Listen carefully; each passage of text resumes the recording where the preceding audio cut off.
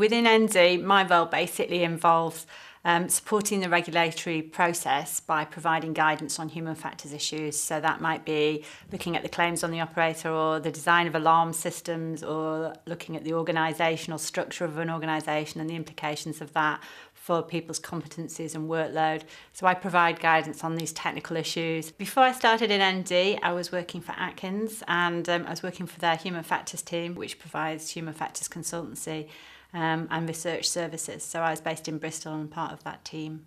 I've always been interested in a job in regulation, partly because lots of the work I've done in the past few years has been in support of safety cases which get submitted to the regulator. So it's quite nice to be on the other side and have things submitted to me and understand a little bit more about the process of regulation, and actually be assessing work and giving comments back. So it's almost the other side of the role from what I've done previously, really. The reason I chose now to move to the Nuclear Directorate is essentially because they've opened an office in Cheltenham. And previously, prior to that, you would have had to essentially be based in Bootle in the northwest most of the time.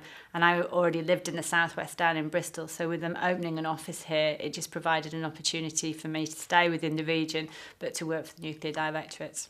It's actually a pleasure to work with ND. They're a really supportive and friendly organisation.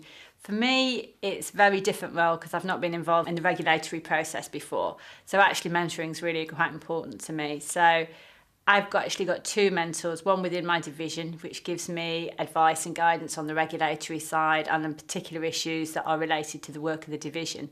And then I also have a technical mentor who's somebody I can talk to about if there's any technical issues that I'm new to. Mostly I understand my own technical areas fairly well, but the application of them and in relation to some of the specific technologies may be new. I think so far I haven't got a typical day or week at all. I can see as time goes on that my work will be split between office-based work and site-based work.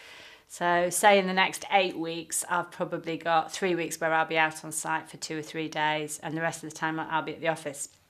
At the moment, my time in the office is quite taken up with training, because ND provide quite a lot of training in the first year and support to you to promote your development and make sure that you've got the right skills, knowledge, qualifications to do the job.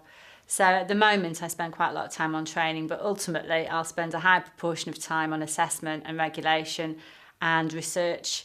So the whole mix of different things. So I think the main thing I'd say is it's lots of different elements to the job. It's very varied. It's good in as much that you can plan it and manage that yourself, so you can put the mix how you want to, but quite a nice split between office and site-based as well. So it's good. I think first and foremost you need to have a good technical understanding of your area, and I hope I've got a good technical understanding of human factors. Human factors is a fantastic discipline. It's essentially applied psychology and it's very interesting. So a good technical knowledge is really important, and also understanding how your discipline fits into ensuring the risk management and safety of nuclear facilities. So you need to know your own technical discipline, but also how it feeds into the greater picture and how it maps onto things like the licence conditions.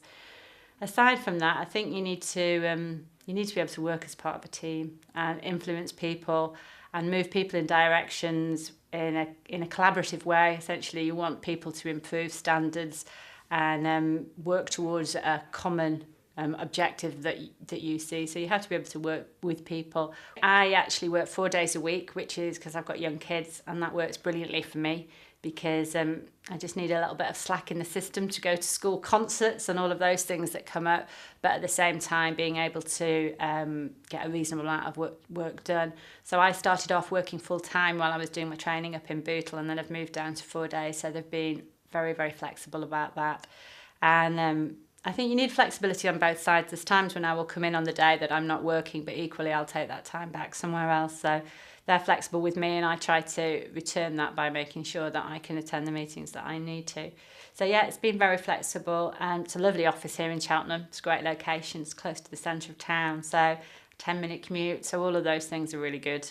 So yeah, so it's a good working environment, I'd say.